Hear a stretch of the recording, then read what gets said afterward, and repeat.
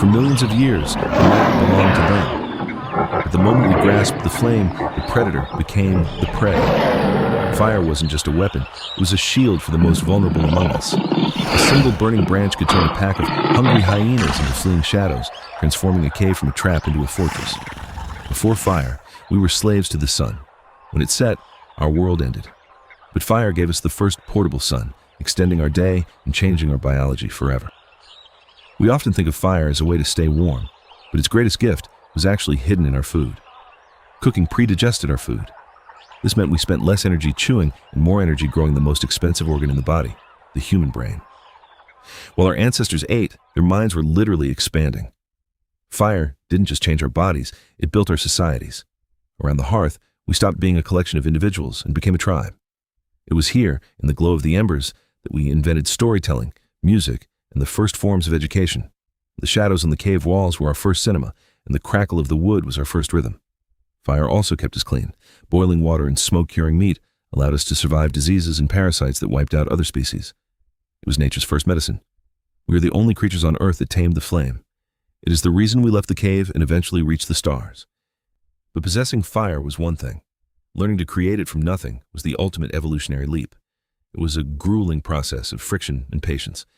If the wood was too damp or the pressure too light, the spark of civilization would never ignite.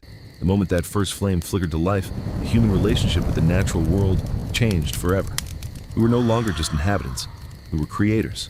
With fire, we could move.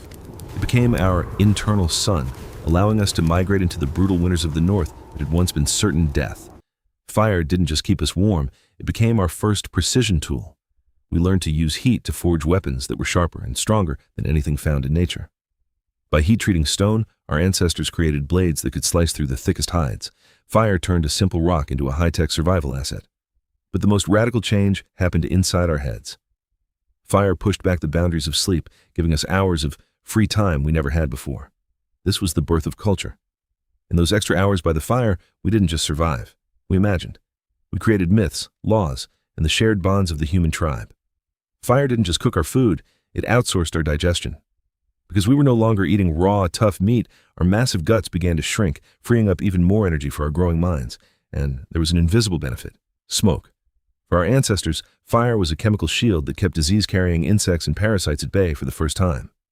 Fire also became our first long-distance communicator. A signal fire on a distant ridge could tell a neighboring tribe that the hunt was successful, or that a threat was coming.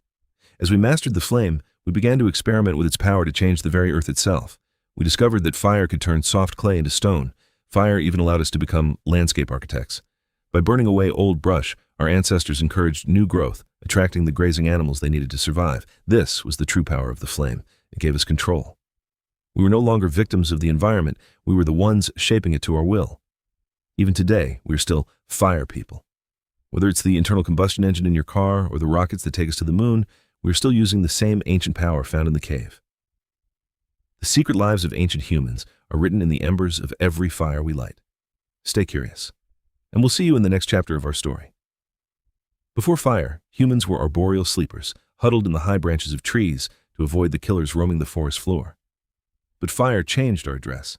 It allowed us to step down from the trees and claim the ground, giving us the safety to enter a deeper, more restorative stage of sleep. This deeper sleep was a biological game-changer. It allowed our brains to process complex information, fueling the cognitive revolution that set us apart from every other species. But keeping the fire alive was a heavy responsibility.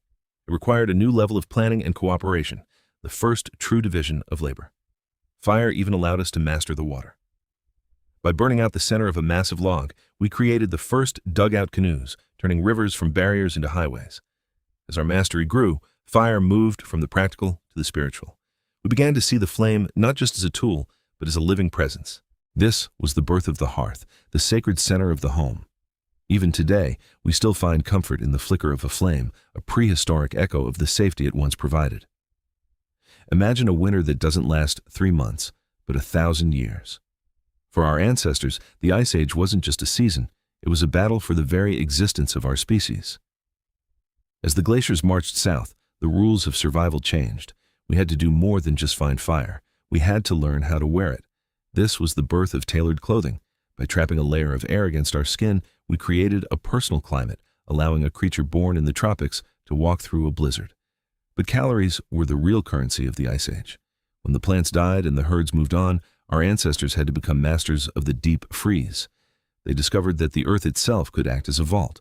By burying meat in the permafrost, they could preserve a summer hunt for the middle of a hungry winter. However, the greatest threat wasn't the cold or the hunger. It was the isolation. In the dead of winter, the tribe became your only source of heat. This is why we still crave touch and closeness today. Your ancestors were the ones who refused to sleep alone, because those who did never woke up. We didn't just survive the longest night. We used it to forge the bonds that make us human. The Ice Age didn't break us. It made us a family. But fire did more than just heat our bodies. It reshaped our minds. The circle of the fire became the world's first psychological safe zone, where the fight or flight response finally took a backseat to creativity. For the first time, we had the power to control our circadian rhythms. By extending the day, we gave our ancestors the time to process complex social interactions, leading to the birth of language and laws. Fire also turned us into the world's first chemists. We discovered that by heating birch bark in a specific way, we could create the world's first synthetic adhesive, birch pitch. This wasn't just a tool, it was a revolution. We were no longer just using what nature gave us. We were using fire to create entirely new materials that didn't exist in the wild. As we mastered the heat, we began to unlock the secrets of the earth itself. We found that certain heavy stones would weep liquid when placed in the hottest part of the fire. We had discovered metal. The transition from stone to metal was fueled entirely by the mastery of the flame. It turned us from hunters into smiths, and eventually into architects of the modern world. But through all the technology and progress, the heart of the fire remained the same.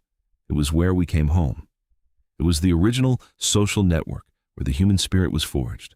We are the species of the flame, and as long as we keep the fire of curiosity burning, our story will never truly end. Stay curious, and we'll see you in the next discovery.